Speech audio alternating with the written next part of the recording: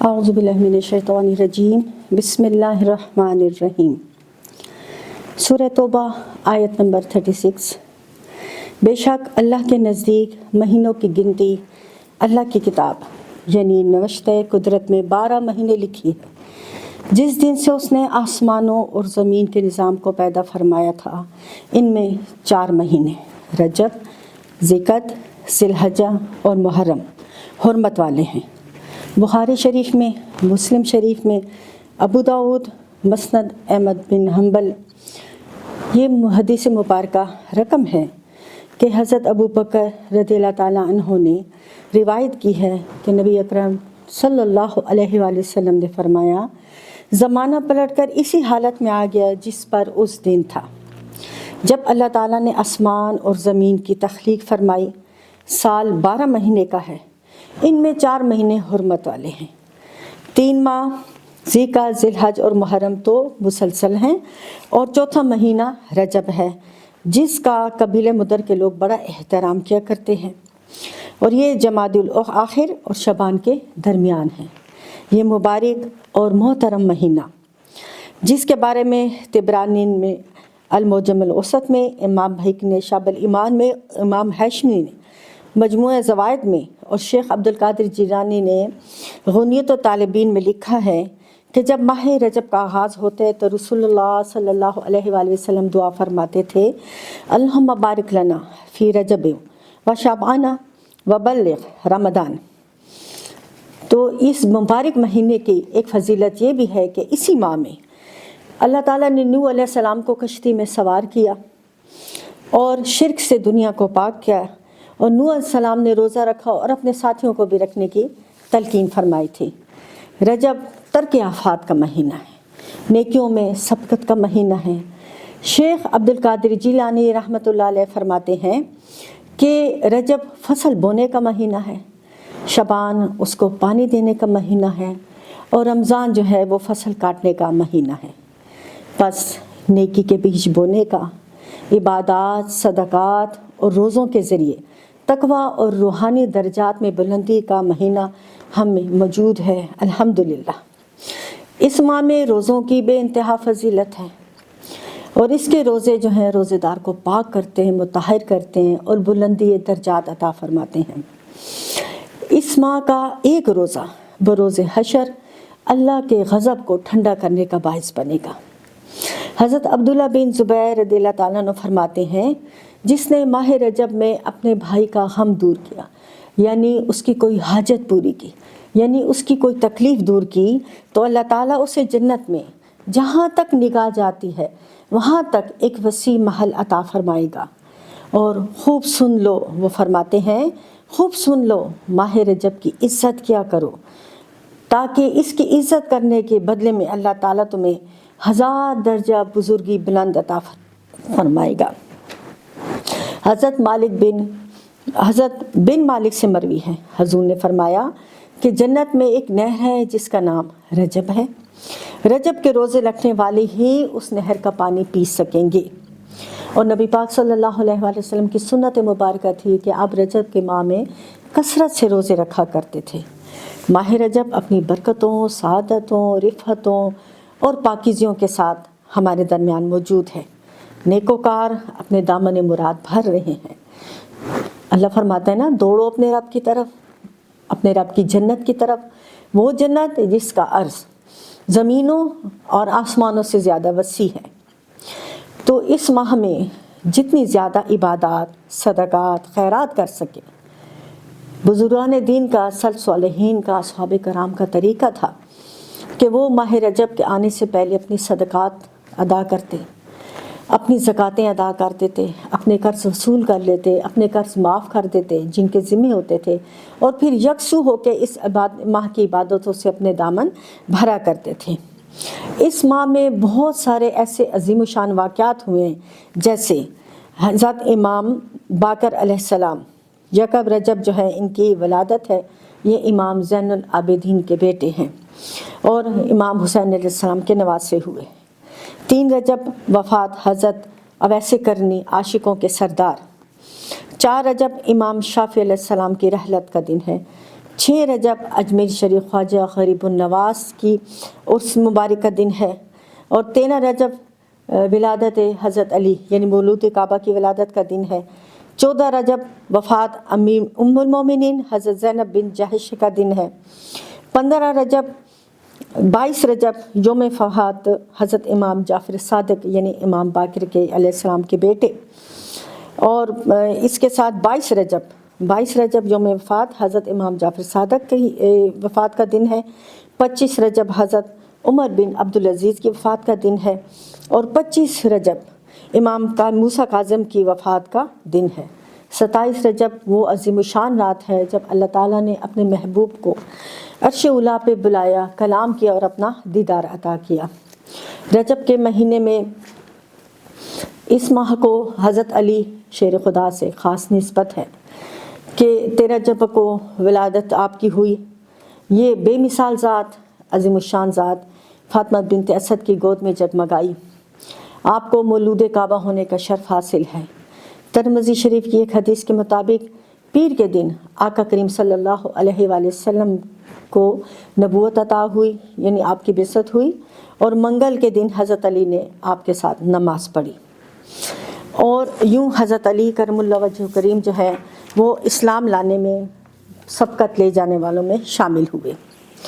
حضرت عباس رضی اللہ عنہ سے ایک طویل روایت ہے کہ انہوں نے فرمایا حضرت ختیجہ کے بعد حضرت علی لوگوں میں سب سے پہلے اسلام لائے۔ اسی طرح حضرت حبہ عرفی رضی اللہ تعالیٰ عنہ بیان کرتے ہیں کہ میں نے حضرت علی کو منبر پہ ہنستے ہوئے نہیں دیکھا، میں نے کبھی بھی آپ کو اس سے زیادہ ہنستے نہیں دیکھا، یہاں تک کہ آپ کے دندان مبارک نظر آنے لگے۔ پھر آپ نے فرمایا مجھے اپنے والد ابو طالب کا قول یاد آ گیا۔ ایک دن وہ ہمارے پاس آئے جبکہ حضور نبی اکرم صلی اللہ علیہ وآلہ وسلم کے ساتھ اور ہم وادی نخلہ میں نماز ادا کر رہے تھے۔ انہوں نے کہا اے میرے بھتیجے آپ کیا کر رہے ہیں؟ حضور اکرم صلی اللہ علیہ وآلہ وسلم نے آپ کو اسلام کی دعوت دی، تو انہوں نے کہا جو کچھ آپ کر رہے ہیں یا کہہ رہے ہیں اس میں کوئی حرج نہیں، لیکن آپ کبھی بھی میری عمر سے زیادہ آپ کا تجربہ نہیں ہو سکتا۔ بس حضرت علی اپنے والد یعنی حضرت ابو طالب کی اس بات پہ ہنس دیے، پھر فرمایا اے اللہ میں نہیں جانتا کہ مجھ سے پہلے اس امت کے کسی اور فرد نے تیری عبادت کی ہو سوائے تیرے نبی صلی اللہ علیہ وآلہ وسلم کے، اور یہ آپ نے 3 مرتبہ دہرایا۔ پھر فرمایا تحقیق میں نے آمت الناس کے نماز پڑھنے سے 7 سال پہلے نماز ادا کی۔ اور حضرت سلمان فارسی رضی اللہ تعالیٰ عنہ سے ایک روایت ہے کہ وہ بیان کرتے ہیں کہ امت میں سب سے پہلے حوض کوثر پر نبی اکرم صلی اللہ علیہ وآلہ وسلم کی خدمت میں حاضر ہونے والے اسلام میں سب سے اول حضرت علی ابن ابی طالب ہیں۔ گویا حوض کوثر پہ اللہ پاک حضرت علی کو یہ درجہ عطا فرمائے گا کہ آپ سب سے پہلے آپ صلی اللہ علیہ وآلہ وسلم کے ساتھ حوض کوثر پہ جام کوثر پلائیں گے۔ اسی طرح ایک بار جب حضرت علی نے عرض کی کہ غزوہ تبوک کے موقع پہ کہ یا رسول اللہ کیا آپ مجھے عورتوں اور بچوں میں پیچھے چھوڑ کے جا رہے ہیں؟ تو آپ نے فرمایا صلی اللہ علیہ وآلہ وسلم نے کہ کیا تم اس بات پہ راضی نہیں کہ میرے ساتھ تمہاری وہی نسبت ہو جو حضرت ہارون علیہ السلام کی موسیٰ علیہ السلام کے ساتھ نسبت تھی؟ البتہ میرے بعد کوئی نبی نہیں ہوگا، یعنی جیسے وہ نبی تھے اپنے بھائی کے ساتھ تھے، اسی طرح آپ بھی میرے ساتھ یہ نسبت رکھتے ہیں کہ آپ میرے بھائی ہیں، لیکن میرے بعد کوئی نبی نہیں ہے۔ اسی طرح حضرت جابر سے روایت ہے رضی اللہ عنہ سے کہ نبی اکرم صلی اللہ علیہ وآلہ وسلم نے غزوہ طائف کے موقع پہ حضرت علی کو بلایا، ان سے سرگوشی کی۔ لوگ کہنے لگے آج آپ صلی اللہ علیہ وآلہ وسلم نے اپنے چچا زاد بھائی کے ساتھ کافی دیر تک سرگوشی کی۔ آپ صلی اللہ علیہ وآلہ وسلم نے فرمایا میں نے نہیں کی بلکہ اللہ نے خود ان سے سرگوشی کی۔ یہ امام ترمذی نے اس کو روایت کیا ہے، اور امام ترمذی فرماتے ہیں یہ حدیث حسن ہے۔ سبحان اللہ، یعنی آقا کریم فرما رہے ہیں کہ اللہ تعالیٰ علی کے ساتھ سرگوشی فرماتا ہے۔ اسی طرح حضرت ام عطیہ رضی اللہ عنہا فرماتی ہیں کہ حضور نبی اکرم صلی اللہ علیہ وآلہ وسلم نے ایک لشکر بھیجا، اس میں حضرت علی کرم اللہ وجہ الکریم بھی تھے۔ میں نے آقا کریم کو دیکھا کہ آپ دونوں ہاتھ اٹھا کے دعا فرما رہے تھے کہ اے اللہ مجھے اس وقت تک موت نہ دینا جب تک میں علی کو واپس بخیر و عافیت آتے نہ دیکھ لوں۔ سبحان اللہ، یعنی آپ صلی اللہ علیہ وآلہ وسلم اپنی درازی عمر کے لیے بھی علی کے لیے دعا مانگا کرتے تھے۔ آپ نے ایک دفعہ فرمایا اللہ تعالیٰ علی پہ رحم فرمائے، اے اللہ یہ جہاں کہیں بھی ہو حق اس کے ساتھ ہے۔ ہمارے لیے یہ حکم ہوتا ہے کہ تم حق کے ساتھ کھڑے ہو جاؤ، حق کا ساتھ دو، لیکن حضرت علی کرم اللہ وجہ الکریم وہ ذات ہے کہ وہ جہاں کھڑے ہوں گے تو جان لیجئے کہ حق اسی طرف ہوگا۔ اور حضور صلی اللہ علیہ وآلہ وسلم نے جب انصار اور مہاجرین کے درمیان اخوت بھائی چارہ قائم کیا تو حضرت علی روتے ہوئے آئے اور عرض کی یا رسول اللہ آپ نے صحابہ کرام میں بھائی چارہ قائم فرمایا لیکن مجھے کسی کا بھائی نہیں بنایا۔ یہ انہیں اس بات کا دکھ تھا کہ سب کے جوڑے بن گئے، سب کے بھائی بن گئے، میں اکیلا رہ گیا۔ تو آپ نے فرمایا اے علی تم دنیا میں اور آخرت میں میرے بھائی ہو۔ سبحان اللہ، کیا درجات تھے کہ آقا کریم بار بار ان کو اپنی نسبت عطا فرماتے تھے۔ حضرت انس بن مالک رضی اللہ تعالیٰ عنہ سے روایت ہے کہ ایک مرتبہ حضور اکرم صلی اللہ علیہ وآلہ وسلم کے پاس ایک پرندے کا گوشت یعنی بھنا ہوا پرندہ آیا تھا۔ آپ نے دعا فرمائی اے اللہ اپنی مخلوق میں سے محبوب ترین شخص کو میرے پاس بھیج تاکہ وہ میرے ساتھ اس پرندے کا گوشت کھائے۔ سبحان اللہ، کہ دیکھیے کہ مخلوق میں یعنی مخلوق میں جن و انس جتنی اللہ نے مخلوقات بنائی ہیں حضور نے ان کا تذکرہ کیا، اور کون آیا؟ حضرت علی، وہ تشریف لائے اور آپ کے ساتھ اس گوشت کو تناول فرمایا۔ کس قدر بلند درجات، کس قدر محبت بھری نسبتیں۔ حضرت عائشہ فرماتی ہیں کہ جب مجھ سے پوچھا گیا کہ لوگوں میں کون حضور صلی اللہ علیہ وآلہ وسلم کو سب سے زیادہ محبوب تھا، انہوں نے فرمایا حضرت فاطمہ رضی اللہ تعالیٰ عنہا۔ پھر عرض کیا گیا مردوں میں کون سب سے زیادہ محبوب تھا، فرمایا ان کے شوہر حضرت علی۔ تو ان کے محبوبیت اور حضور کے ساتھ محبت کی گواہی صحابیات، ازواج اور صحابہ کرام خود دیا کرتے تھے۔ حضرت حنش رضی اللہ تعالیٰ عنہ بیان کرتے ہیں کہ میں نے حضرت علی کے 2 مینڈھوں کی قربانی کرتے دیکھا تو میں نے ان سے پوچھا کہ یہ کیا ہے؟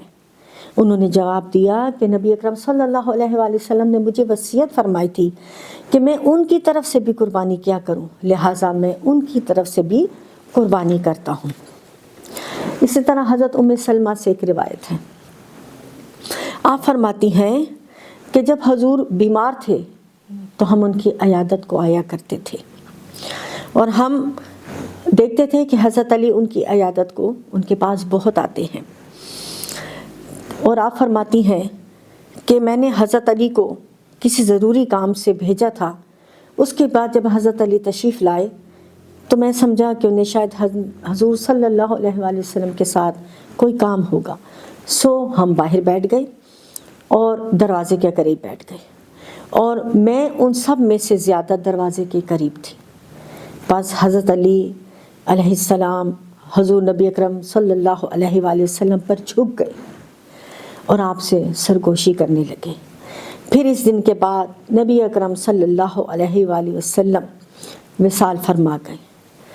بس حضرت علی سب لوگوں سے زیادہ عہد کے اعتبار سے نبی اکرم کے قریب تھے، یعنی وہ آخری ہستی جنہوں نے حضور پہ جھک کے آپ سے سرگوشی کی وہ حضرت علی کرم اللہ وجہ الکریم ہی تھے۔ اور آپ نے حضرت علی کے لیے فرمایا صلی اللہ علیہ وآلہ وسلم، اے علی تو میرا داماد، میرے 2 بیٹوں کا باپ ہے، اور میں تجھ سے ہوں اور تو مجھ سے ہے۔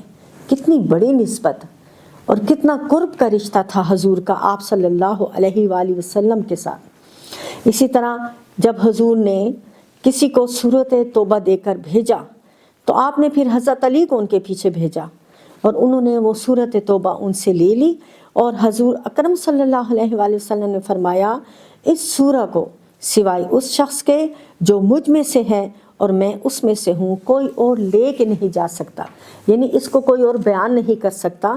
اور یہ حضرت علی کے درجات کی طرف بہت بڑا ایک اشارہ ہے کہ آپ کتنے بلندی درجات کے مقام پہ فائز تھے۔ اور جب آپ صلی اللہ علیہ وآلہ وسلم ناراض ہوتے تھے تو حضرت ام سلمہ فرماتی ہیں کہ ہمیں سے کسی کو جرأت نہ ہوتی تھی کہ آپ کے ساتھ کلام کرے سوائے حضرت علی کے، صرف وہی ہوتے تھے جو آپ سے اس حالت میں کلام فرمایا کرتے تھے۔ حضرت ابو رافع رضی اللہ تعالیٰ عنہ فرماتے ہیں کہ نبی اکرم صلی اللہ علیہ وآلہ وسلم نے حضرت علی کو ایک جگہ بھیجا، اور جب واپس تشریف لائے تو آپ صلی اللہ علیہ وآلہ وسلم نے ان سے فرمایا اللہ تعالیٰ، اس کا رسول اور جبریل تم سے راضی ہے۔ ایک ایسی ہستی جو اللہ کی سب سے محبوب ترین ہستی ہے، بعد از خدا بزرگ توئی قصہ مختصر، جن کا کلام کلام الہی ہے، جن کی ادا شریعت ہے، اور جن کی چاہت پورا کا پورا دین ہے، وہ خود جب فرمائے کہ اے علی، اللہ بھی راضی ہے تجھ سے، اس کا رسول بھی راضی ہے، اور جبریل علیہ السلام بھی تم سے راضی ہیں، تو سوچئے کہ درجات کی بلندی کا اور قرب الہی کا کیا عالم ہوگا۔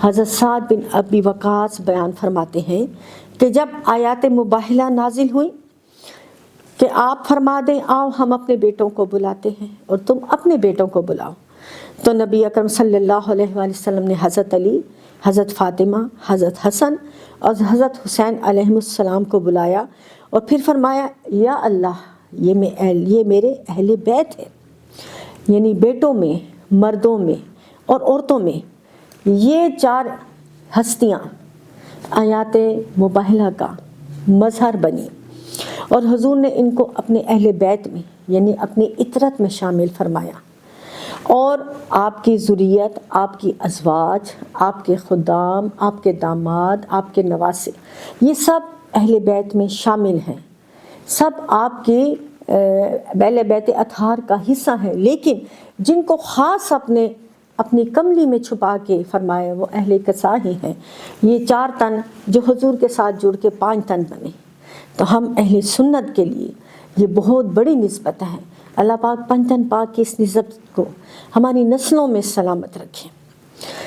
آپ صلی اللہ علیہ وآلہ وسلم کا یہ معمول تھا، 6 ماہ تک آپ کا یہ معمول تھا کہ جب آپ نماز فجر کے لیے نکلتے تو حضرت فاطمہ سلام اللہ علیہ کے دروازے کے پاس سے گزرتے فرماتے اے اہل بیت نماز قائم کرو، اور پھر یہ آیات پڑھتے، آیات تطہیر، اے اہل بیت اللہ چاہتا ہے تم سے ہر طرح کی آلودگی دور کر دے اور تم کو پاک و صاف کر دے۔ اور آپ صلی اللہ علیہ وآلہ وسلم نے ایک موقع پہ حضرت ام سلمہ کے حجرے میں آپ حضرت علی، حضرت فاطمہ اور حسنین کریمین کو بلایا اور ایک چادر میں ڈھانپ لیا اپنی کالی کملی میں۔ صحابہ فرماتے ہیں کہ ان کے اوپر اونٹوں کے کجاوے نقش تھے، اور آپ نے ان کو اس میں ڈھانپ لیا اور فرمایا الہی یہ میرے اہل بیت ہیں، ان سے ہر آلودگی دور کر دے، انہیں خوب پاک و صاف فرما دے۔ تو حضرت علی کی یہ شان، آپ کے اہل بیت کی یہ شان کہ جب حضرت عبداللہ بن عباس رضی اللہ تعالیٰ عنہما سے مروی ہے کہ جب یہ آیت نازل ہوئی اے محبوب فرما دیجئے کہ میں تو تم سے صرف اپنی قرابت کے ساتھ محبت کا سوال کرتا ہوں، تو صحابہ نے عرض کی یا رسول اللہ آپ کی قرابت والے کون ہیں جن کی محبت ہم پہ واجب ہو گئی ہے؟ تو آپ نے فرمایا علی، فاطمہ اور اس کے دونوں بیٹے حسن اور حسین۔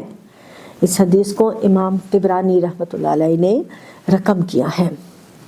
اور حضرت ابو برزہ یہ روایت فرماتے ہیں کہ نبی اکرم صلی اللہ علیہ وآلہ وسلم نے فرمایا آدمی کے دونوں قدم اس وقت تک اگلے جہان میں نہیں پڑتے جب تک اس سے 4 چیزوں کے بارے میں سوال نہ کر لیا جائے۔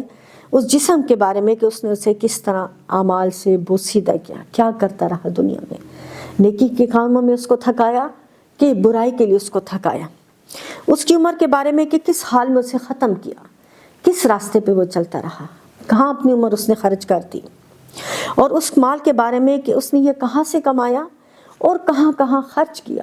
یہ سوال حشر کی زمین پہ ہر انسان سے پوچھے جائیں گے، اور جب تک وہ ان کے جواب نہیں دے گا اس کے قدم وہاں اس زمین سے نہیں ہٹیں گے۔ اور اہل بیت کی محبت کے بارے میں دیکھیں، یہ سوال بھی ہوگا کہ ہم لوگوں نے حضور صلی اللہ علیہ وآلہ وسلم کے اہل بیت کے ساتھ کیسا رویہ رکھا دنیا میں۔ یہ صرف صحابہ تک محدود نہیں، قیامت تک آنے والے ہر مسلمان مومنات سے یہ پوچھا جائے گا، ہر مومن سے یہ سوال ہوگا روز حشر کہ اہل بیت کی محبت کے بارے میں دنیا میں تمہارا کیا رویہ رہا۔ عرض کیا گیا یا رسول اللہ، آپ کی یعنی اہل بیت کی محبت کی کیا علامت ہے؟ سبحان اللہ، جو حضور آقا کریم نے جواب دیا یہی ہمارے ایمان کی کسوٹی ہے۔ تو آپ صلی اللہ علیہ وسلم نے اپنا دست اقدس حضرت علی کی شان پہ مارا کہ یہ محبت کی علامت ہے، یعنی اپنا دست اقدس حضرت علی کے شانے پہ رکھ کے فرمایا کہ یہ اگر اس سے محبت کرو گے تو جان لو کہ تم نے مجھ سے محبت کی، اور جس نے مجھ سے محبت کی اس نے اللہ سے محبت کی۔ تو یہ سلسلے، یہ کڑیاں جب ملتی ہیں تو ایمان مکمل ہوتا ہے۔ اسی طرح حدیث ثقلین کہ حجۃ الوداع سے واپسی پہ خطبہ حج ارشاد کر کے جب آپ واپس غدیر قم پہنچے تو وہاں آپ نے ممبر رکھوانے کا حکم دیا، اور وہاں پہ پھر آپ نے لوگوں سے گواہی لی کہ کیا میں نے اپنا اللہ کا جو میرے ذمہ سپرد تھا فرض ادا کیا۔ لوگوں نے قالو بلا، کیوں نہیں، آپ نے حق ادا کیا۔ آپ نے پوچھا کیا میں تمہارا مولا نہیں، کیا میں تمہارا آقا نہیں؟ اور پھر آپ نے حضرت علی کا ہاتھ بلند کر کے فرمایا من کنت مولا فہذا علی مولا، کہ جس کا میں مولا تو اس کا علی مولا۔ اور اسی طرح آپ نے فرمایا بے شک علی مجھ سے ہے اور میں اس سے ہوں، اور میرے بعد وہ ہر مسلمان کا ولی ہے۔ اب ہم آقا کریم کے لیے اس کا ترجمہ یہ نہیں کر سکتے کہ حضور ہمارے دوست ہیں تو جس کے حضور دوست ہیں حضرت علی بھی اس کے دوست ہیں، کیونکہ ادب کا تقاضا یہ ہے کہ ہم اپنے آقا کریم کو اپنا مولا مانتے ہیں۔ تو حضور نے خود فرمایا من کنت مولا، میں جس کا مولا علی اس کا مولا۔ تو یہ اتنی بڑی نسبت ہے۔ حضرت عمر آگے بڑھے، انہوں نے حضرت علی کے سینے پہ ہاتھ مار کے فرمائے مبارک ہو اے علی، آج سے تو ہر مومن مرد اور مومن عورت کا ولی ہے، آقا ہے۔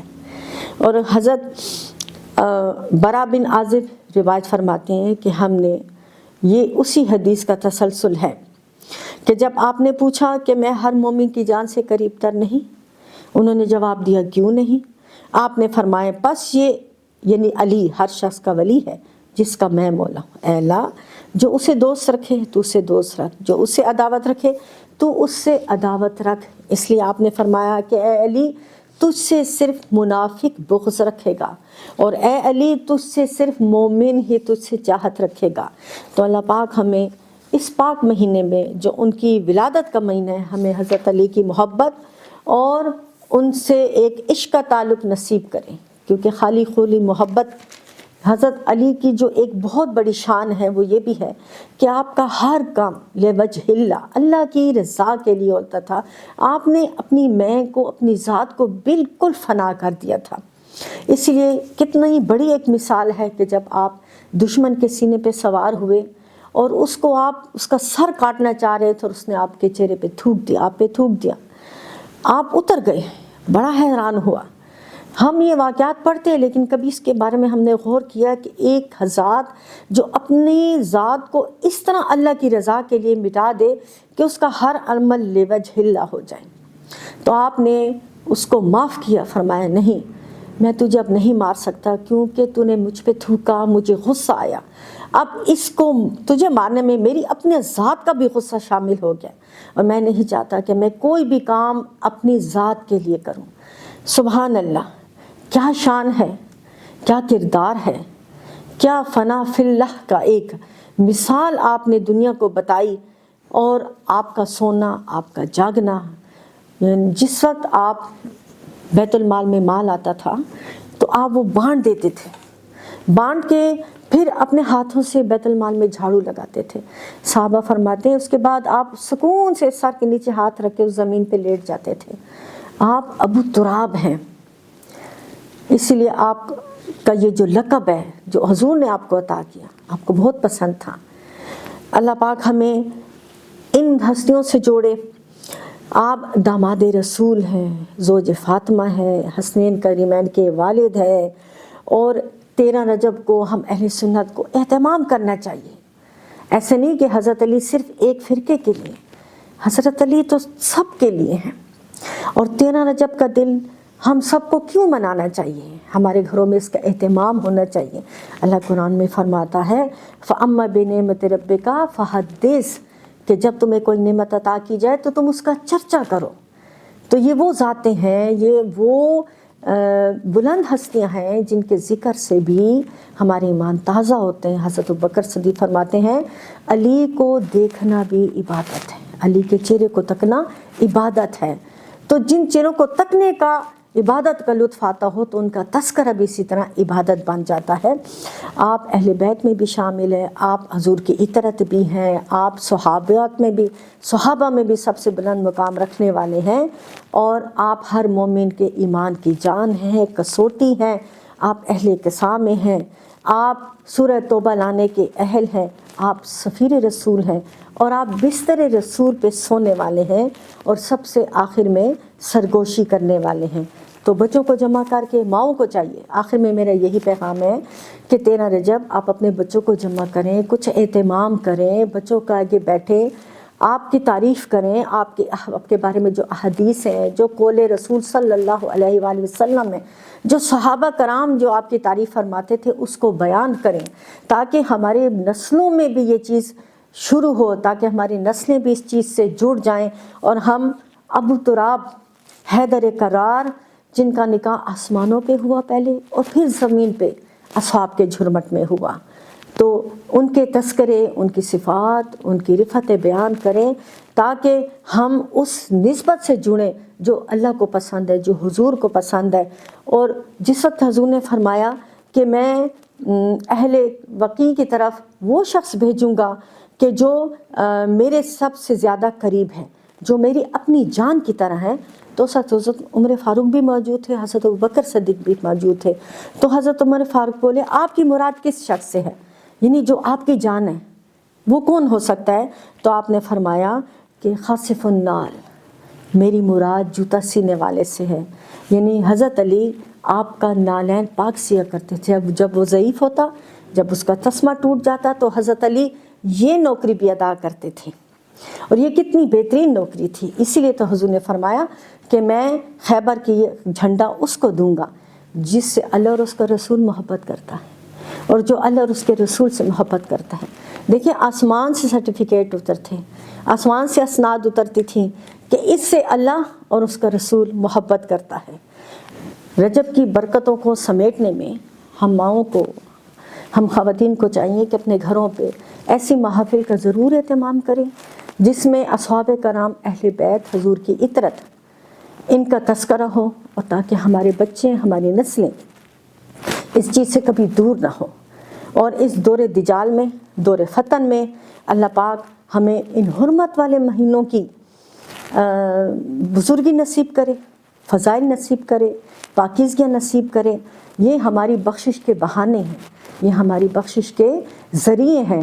ان کا استقبال کرنا چاہیے، ان کا احترام کرنا چاہیے، ان میں گناہوں سے، بیہودہ گوئی سے، فحش کلامی سے اور دوسری ایسی چیزیں جن سے اللہ ناراض ہوتا ہے اس سے بچنا چاہیے۔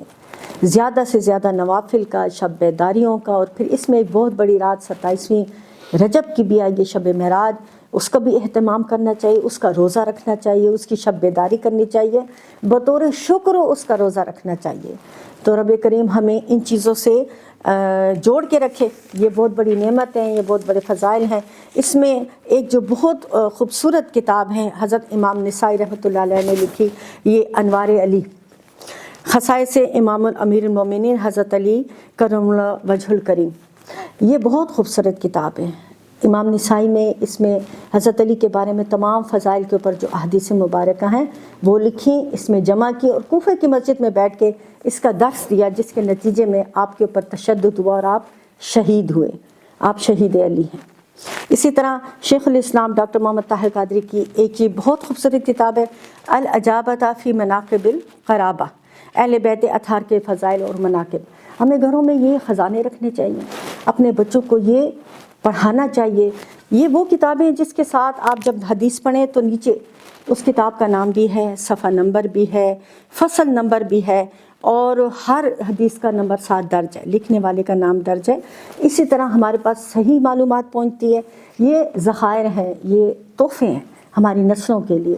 ان کو اپنے گھروں میں رکھنا چاہیے، اپنے بچوں کو، اپنی نسلوں کو جوڑنا چاہیے، تاکہ جب روز حشر اللہ پاک سوال کرے کہ بتاؤ حضور کے اہل بیت کے ساتھ تمہارا کیا رویہ تھا دنیا میں، تو ہم اتنا تو کہہ سکیں کہ ہم دنیا میں اس کوشش میں لگے رہے کہ آپ صلی اللہ علیہ وآلہ وسلم کا عشق، محبت، اور آپ کے اہل بیت اور صحابہ کرام کا محبت، عشق ہم اپنی اگلی نسلوں میں منتقل کر سکیں۔ اللہ ہماری اولاد کو ہمارے لیے صدقہ جاریہ بنائے اور دنیا میں ہمیں نیک محافل اور نیک نسبتیں عطا فرمائے۔ آمین۔